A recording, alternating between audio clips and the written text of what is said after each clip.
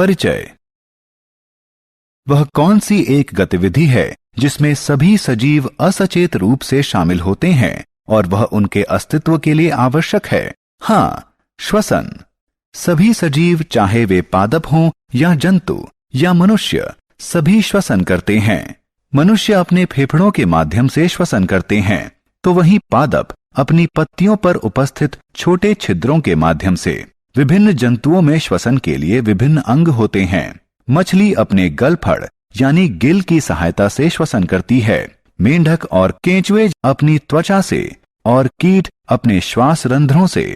इस पाठ में हम मनुष्यों में श्वसन प्रक्रिया का विस्तार से अध्ययन करेंगे।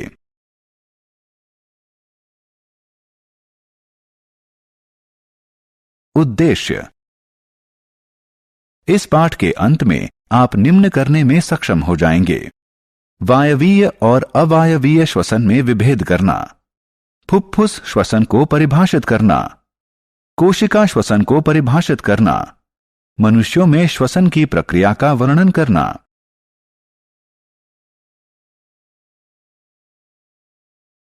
फुफ्फुस श्वसन। आइए देखें कि श्वसन क्या है।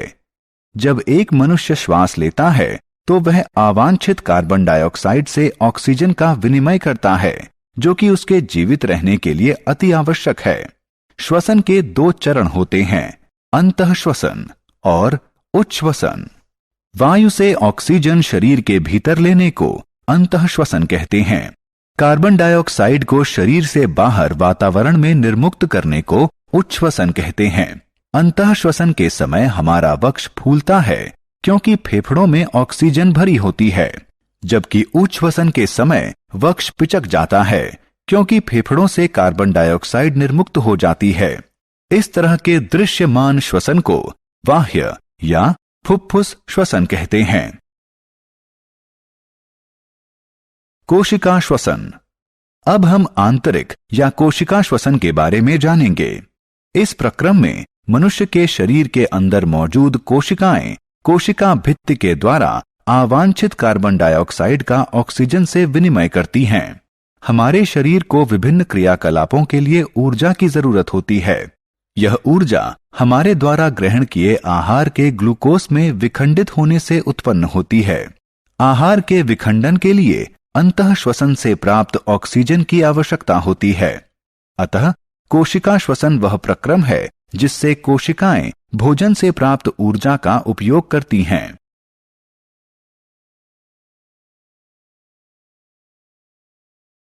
श्वसन के प्रकार। श्वसन दो प्रकार का होता है, वायवीय और अवायवीय।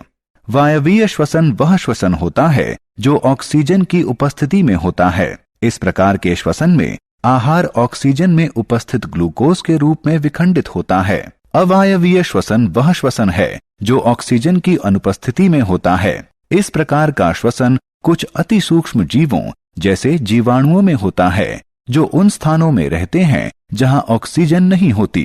वायवीय श्वसन से उत्पन्न होने वाली ऊर्जा अवायवीय श्वसन से ज्यादा होती है। श्वसन दर। श्रुति अपना श्वास रोकना चाहती है, लेकिन वह सिर्फ 30 सेकंड तक अपना श्वास रोक सकती है। उसके बाद उसे श्वास लेना पड़ा, क्योंकि शरीर को श्वास लेने के लिए ऑक्सीजन की आवश्यकता होती है। ऑक्सीजन युक्त वायु को शरीर के अंदर लेने को अंतःश्वसन कहते हैं और कार्बन डाइऑक्साइड युक्त वायु को शरीर से बाहर निकालने को उच्छ्वसन कहते हैं। श्रुति अब 1 मिनट में ली गई अपनी सांसों की संख्या गिन रही है। उसने ध्यान दिया कि वह प्रति मिनट 15 से 18 बार श्वास लेती है। हालांकि शारीरिक व्यायाम के समय यह संख्या 30 श्वास प्रति मिनट तक पहुंच जाती है। मनुष्यों में श्वसन तंत्र। आइए अब जानें कि मनुष्यों में श्वसन किस प्रकार का होता है। सबसे पहले हम अपने नथुनों यानी नाक से वायु अंदर लेते हैं। अंदर ली गई वायु नासा गुहा में चली जाती है। यहाँ वायु साफ और गर्म होती है। अंदर ली गई वायु नासा गुहा से गले में आ जाती है और वायु नली में प्रवेश करती है, जिसे श्वास नली कहते हैं।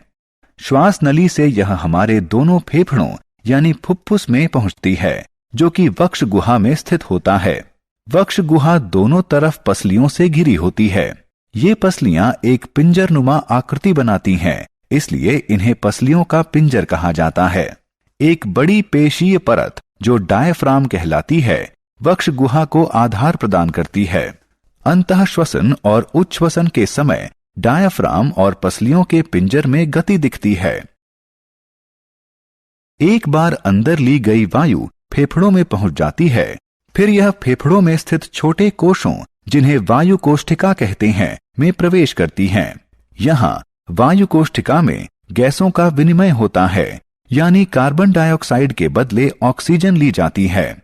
वायु कोष्ठिका में उपस्थित ऑक्सीजन रक्त में जाती है और कोशिका श्वसन में प्रयुक्त होती है। रक्त में उपस्थित कार्बन डाइऑक्साइड वायु कोष्ठिका में आ जाती है और उच्छ्वसन के माध्यम से मनुष्य के शरीर से बाहर निकाल दी जाती है। अंतःश्वसन और उच्छ्वसन। जब हम श्वास अंदर लेते हैं या अंतःश्वसन करते हैं तो पसलियां ऊपर को गति करती हैं और हमारा डायाफ्राम सिकुड़ जाता है और नीचे को गति करता है। यह हमारी वक्ष गुहा के आयतन को बढ़ा देता है, जिसमें हमारे फेफड़े फैलते हैं। जब हमारे फेफड़े फैलते हैं तो वायु हमारी नाक और मुंह द्वारा अंदर ली जाती है। वायु श्वास नली से होकर हमारे फेफड़ों तक पहुंचती है। जब हम श्वास बाहर छोड़ते हैं तो पसलियां नीचे की तरफ गति करती हैं और डायाफ्राम शिथिल होता है और ऊपर वक्ष गुहा की तरफ गति करता है। जब वक्ष गुहा का आयतन कम होता है तब कार्बन डाइऑक्साइड युक्त वायु फेफड़ों और वायु नली से बाहर निकलने के लिए बाध्य होती है और फिर हमारी नाक और मुंह से बाहर निकल जाती है। सारांश। आइए हमने जो कुछ सीखा है उसे संक्षेप में दोहराएं। अंतःश्वसन का अर्थ है वायु से ऑक्सीजन शरीर के अंदर लेना। उच्छ्वसन का अर्थ है कार्बन डाइऑक्साइड को शरीर से बाहर वातावरण में छोड़ना। कोशिका श्वसन तब होता है जब कोशिकाएं कोशिका भित्ति के माध्यम से कार्बन डाइऑक्साइड का ऑक्सीजन से विनिमय करती हैं। वायवीय श्वसन ऑक्सीजन की उपस्थिति में होता है। अवायवीय श्वसन ऑक्सीजन की अनुपस्थिति में होता है। वायु नली को श्वास नली कहते हैं। एक बड़ी पेशीय परत जो डायाफ्राम कहलाती है, वक्ष गुहा को आधार प्रदान करती है। वायु कोष्ठिका मनुष्य के फेफड़ों में स्थित छोटे छोटे कोश होते हैं। वायु कोष्ठिका में ऑक्सीजन का कार्बन डाइऑक्साइड से विनिमय होता है।